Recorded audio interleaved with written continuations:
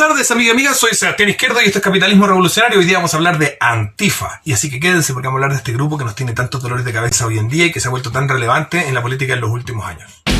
Yo le pido al grupo del Capitalismo Revolucionario que está arriba, por favor, silencio. La acción antifascista surgió originalmente como un grupo de choque del Partido Comunista de los años 20 en Alemania. Su misión era combatir verdaderos nazis, tropas de las SA, chicos que usaban camisas pardas, cinturón terciado y que iban por las calles alemanas de la época golpeando judíos, comunistas y personas con problemas mentales. Pero estos, a pesar de ser reconocidamente comunistas, no son los antifas que conocemos hoy en día. Antifa hoy es un grupo de veganos y homosexuales, personas llenas de parafilias que pertenecen a las clases medias altas y a la alta burguesía. Se organizan en el patio de sus universidades carísimas privadas para combatir al cristianismo, patriotismo, ideales de la clase obrera. ¿Cómo llegaron hasta aquí? ¿Cómo fue que Antifa pasó de ser el reservorio moral de la izquierda obrera de los años 60 contra los hippies y la izquierda progre, a ser el ejército y la policía del sistema global al servicio de los grandes capitales contra los estados nacionales para la consecución de los ideales que la élite financiera pretende imponer a través de la nueva izquierda? En este video les contaremos la historia. En los años 60 y en plena Guerra Fría surgían en Europa los primeros destellos de lo que hoy se consideraría marxismo cultural o nueva izquierda. Desde las aulas de las grandes universidades francesas y alemanas surgían ideas que hoy no son cotidianas. La posmodernidad, la revolución sexual, interseccionalidad, constructivismo, deconstructivismo, estructuralismo, postestructuralismo y un largo etcétera. Era el punto de partida de lo que la alta burguesía estaba pensando para la izquierda en el futuro. Desligada de las atrocidades del estalinismo y las dictaduras autocráticas de la ortodoxia marxista-leninista, que en esa época ocupaban más de la mitad de la superficie de población del planeta, los ricos europeos querían una izquierda más liberal, cuyo espíritu crítico no solo se enfocara en los aspectos económicos como el capitalismo, sino que además critique y desmantele cualquier forma de poder para así lograr una orgía libertaria de moralidad deconstruida y relativismo total.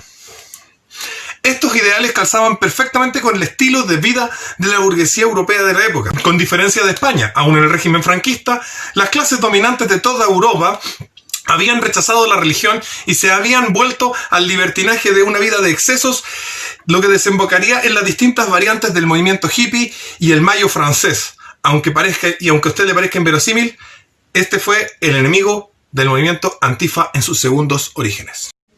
Los jóvenes de las clases obreras de la Europa occidental de los 60 se habían criado con las hazañas de los grupos de resistencia contra la ocupación nazi en todo el continente. De ahí que sus modas a la izquierda del espectro fueran básicamente imitar las izquierdas obreras clásicas de hace 2 décadas en su lucha contra el fascismo. Pero, ¿qué fascismo? El fascismo había sido ampliamente derrotado y quedaban de este solo grupúsculos muy reducidos. ¿Cuál era el enemigo de las luchas obreras en ese momento? ¿Cuál era el enemigo de la dictadura del proletariado? ¿Cuál era el enemigo para derrotar al capitalismo? Pues la nueva izquierda. Es por eso que el movimiento Antifa se caracterizó en los años 60 y hasta mediados de los 70 como grupos radicales de izquierda ortodoxa que atacaban a los hippies y miembros de la izquierda progre para abrir paso a la lucha con los viejos estandartes como Bakunin, Marx, Lenin, Trotsky, etc. El cambio va a ocurrir hacia los años 70 y 80, donde la aparición sistemática de grupos neonazis, tanto en Europa como en Argentina y los Estados Unidos, va a llevar al movimiento Antifa a honrar su nombre, enfocándose casi exclusivamente a combatir a los neonazis y dejaron su lucha contra la nueva izquierda de lado. Eso les permitió crecer. Con la aparición de las tribus urbanas como los punks y los skinheads, tanto los neonazis como los antifa comenzaron a financiar sus organizaciones por medio de la música, tocatas, camisetas, etc. El asunto ya era una moda y el dinero comenzó a fluir.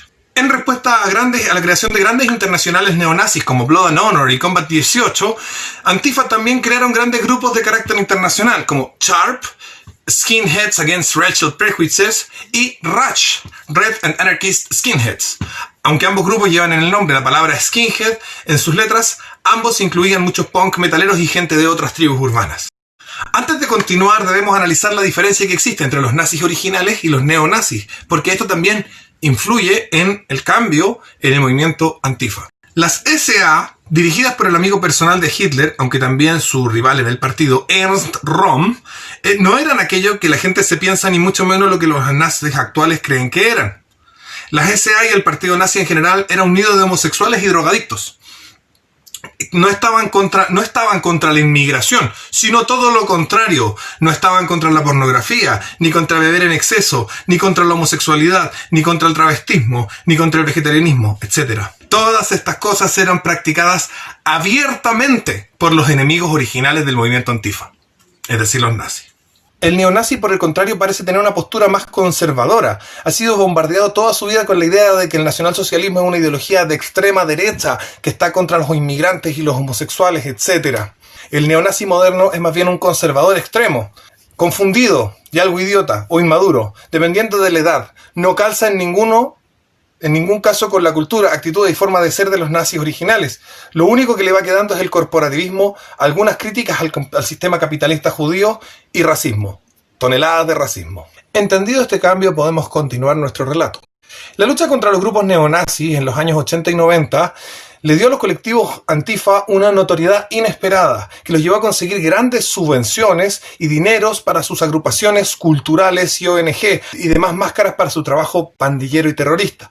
También les permitió agrandar su influencia y militancia a la práctica totalidad de los países del orbe. El dinero que fluía lo hacían tanto y en cuanto hubiera nazis que combatir, pero pronto los neonazis maduran, dejan su adolescente postura inicial y comienzan a construir estructuras políticas serias y maduras en la derecha y en la mal llamada tercera posición, que es básicamente una izquierda conservadora.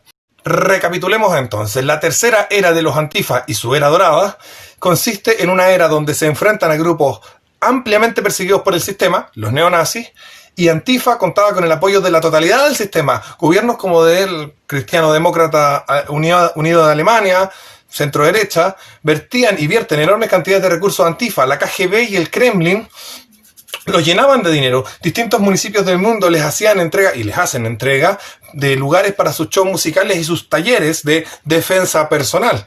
Mucho de esto sigue siendo así. Por otro lado, su contraparte, los neonazis, eran perseguidos, investigados, sus familias amenazadas con armas, muchos de ellos torturados, y sus tocatas prohibidas, su música ilegalizada y muchas veces grabada y producida al interior de recintos carcelarios. Era evidente que Antifa ganaría esta batalla, pero eso haría que Antifa perdiera su esencia. Se vendieron y se hicieron parte del sistema. Es importante entender que los colectivos Antifa no tienen una organización centralizada, pero sí tienen liderazgos claros basados en la antigüedad y las proezas que uno de sus miembros haya realizado en nombre de la causa Antifa. También en la notoriedad respecto a ser profesores o instructores de artes marciales o cantantes o figuras visibles de bandas de música Antifa. ¿Y qué pasó entonces? Bueno, Antifa, ya convertido en un negocio / moda, de pronto se quedaron sin nazi. Y no podían, porque habría sido suicida, atacar de nuevo a su enemigo original, que era la nueva izquierda, dado que ahora esa nueva izquierda ocupaba y tenía mucho poder en esas mismas instituciones que financiaban al movimiento Antifa. Por lo tanto, Antifa decide conseguir un nuevo enemigo que sería la derecha. En este proceso de 20 años que lleva a los Antifas a cambiar de enemigo, porque los nazis desaparecen, y dejar a la izquierda obrera ortodoxa para abrazar lo que en comienzo era su enemigo, la nueva izquierda, los factores son claros. 1. El neonazismo que varía desde el nazismo original a posturas más conservadoras. 2. Un negocio de las ONG y colectivos montado en torno a los subsidios con el poder del sistema global, entre paréntesis ONU, Amnistía Internacional, etc. 3. El fortalecimiento de las ideas de la nueva izquierda. Y 4. La desaparición del enemigo nazi. El último punto que nos lleva a la situación actual de Antifa es el resurgir de la verdadera derecha. Durante un periodo copado por el consenso neoliberal socialdemócrata, apareció el Internet, un lugar donde las ideas que estaban eliminadas del discurso político normal podían entrar a discutir y competir. Libertarios, capitalistas, populistas patriotas, conservadores, clásicos, fascistas, etc., entraron a poner sobre la mesa sus ideas y plataformas, dando lugar, al cabo de un par de décadas, a una nueva, fortalecida y verdadera derecha, con la cual comenzó a alcanzar el poder en distintos países del mundo a partir de la segunda mitad de la década de 2010. Esto ya gira completamente la situación. Las élites globales, ya en control de los principales líderes y medios de comunicación Antifa, en dominio de las universidades que se habían convertido en el espacio natural de reunión de los Antifa, y el control de los medios de comunicación tradicionales, deciden que es hora de acabar para siempre con los sexos. Hombres y mujeres son cosa del pasado. Acabar para siempre con los países, las fronteras, la democracia, la república, las banderas, los himnos, cosa del pasado. Y la hora de acabar para siempre con la religión, Dios, Jesús, Cristo, la Biblia, cosa del pasado. ¿Cómo guiar entonces a sus soldados antifas a destruir todo eso? Pues llamándolo nazi. Todo eso es nazi y punto. Y esas son las absurdas teorías que hoy barajan los colectivos antifa, directamente bajados de sus multimillonarios jefes en las sombras. Amar a tu país es nazi, ser hombre o mujer es nazi, creer en Dios es nazi, comer carne es nazi, ser policía es nazi, etc. Finalmente, hoy en día, Antifa dirige sus ataques a todos aquellos que aman a su país, creen en Dios, comen carne, están cómodos con su sexo biológico, es decir, las clases obreras de toda la vida. Existen tres formas en las que hoy en día Antifa ataca a esos personas que ellos arbitrariamente consideran nazis. La primera de estas sería el doxing, que es básicamente buscar toda tu información que puedan, recapitular direcciones, lugar de trabajo, fecha de nacimiento y la de toda tu familia, y comenzar con eso a intimidar a la gente para que se aleje de ti, para aislarte socialmente, para que pierdas tu empleo y también, ¿no es cierto?, proporcionar esa información a grupos antifa más radicales que podrían buscar eliminarte. Otra de las acciones que realiza Antifa es el Black Bloc, que es la más conocida. El Black Bloc es básicamente un montón de jóvenes Antifa que, vestidos completamente de negro y con sus caras tapadas con capucha, comienzan a poner barricadas y destruir propiedad pública y privada durante una protesta, o a veces no. Y atacan directamente a la policía usando piedras, bombas, molotov, etc. En esa situación también a veces realizan lo que son contramanifestaciones a las manifestaciones que ellos consideran nazis. Eso haciendo también Black Bloc. ¿Cómo funciona el Black Bloc en esta situación? Se ponen todos vestidos de negro como una especie de masa deforme de gente vestida de negro y arrojan cosas hacia la masa de personas de la manifestación nazi, poniendo en primera fila a mujeres para que provoquen a los otros manifestantes y así ser golpeadas sin que se sepa que eran mujeres, dado que estaban completamente tapadas, y poder culpar y decir los nazis le pegaron a una mujer, los nazis, comillas. Y mientras tanto los de la segunda fila, que son hombres más bien altos, utilizan cadenas de bicicleta y otro tipo de candados de bicicleta como los Hulock para golpear a los manifestantes, comillas, nazis. Por último, las operaciones de eliminación consisten en aquellas personas que para Antifa son ya consideradas que deben ser eliminadas, y por lo tanto los grupos, los distintos colectivos se organizan a través del doxing, encuentran un lugar donde poder encontrar con la persona que quieren eliminar y por lo tanto proceder a su eliminación, digamos, física, es decir, matarlo, normalmente usando puñales, etc. En Chile, al menos 15 personas han sido víctimas de esta práctica de los Antifa en los últimos 20 años. Antifa es un grupo terrorista de alcance mundial. Su objetivo es atemorizar a las personas que se oponen a la élite financiera global. Sus planes son los de la élite global. Su fuerza es la de todo el sistema. Y si te encuentras con uno, ya sabes qué hacer. Les recuerdo que tanto este canal de YouTube como el movimiento de capitalismo revolucionario, que se encuentra ahora en pausa dado al coronavirus, pero también está realizando planificaciones de expansión de sus operaciones, se financian con sus aportes voluntarios a las cuentas que aparecen en la descripción, tanto la cuenta RUT del Banco Estado como una cuenta vista del Banco de Credit Chile. Además les recuerdo que pueden apoyarme dando pulgar hacia arriba, comentando cualquier cosa, suscribiéndose, donando y opinando, etcétera. Compartiéndolo con todos sus amigos, muéstrale este video a tu hermana, muéstrale este video a tu mamá, a tu papá, a tu primo y dar a conocer el mensaje que tenemos.